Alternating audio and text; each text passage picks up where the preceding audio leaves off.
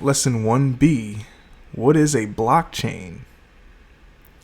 A blockchain is a ledger that updates globally to all chain participants in specific intervals or blocks.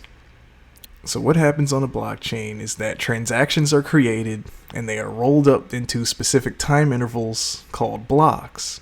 So for example, on a chain like Bitcoin, each block is a 10-minute period, roughly. Now, what they try to do on Bitcoin is make it harder to mine these blocks so that it actually averages out to 10 minutes. But on the basics, you just need to know that every block on Bitcoin is a 10-minute period. And all the transactions that happen within that 10-minute period are then verified after that 10-minute period.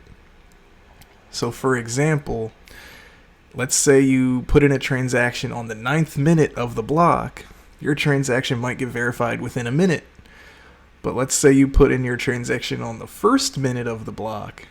Your transaction might get verified in 9 minutes. So it all depends on when you do your transaction and what the timestamp of the current block you're in is at.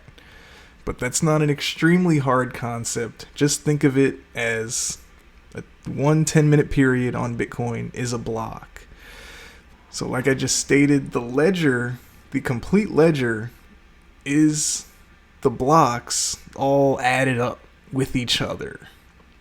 So for example, let's say you have block 1 with its transactions.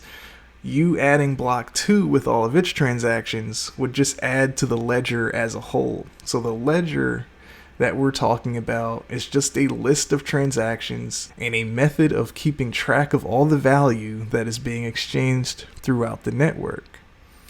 Now, as you can see in the bottom right hand corner, there's a diagram, and this is kind of how you can think about a blockchain. It's kind of simple, right? So think of a chain of blocks where each block adds new data to the existing data from previous blocks. Now, on most cryptocurrency projects, you're going to hear or see things like block height. Now on this diagram, we have almost like a horizontal representation of a blockchain, which I think is very good to note as well, because as you can see from left to right, time moves forward. So that leftmost block would be, let's say, block 1, and the third block could be block 3.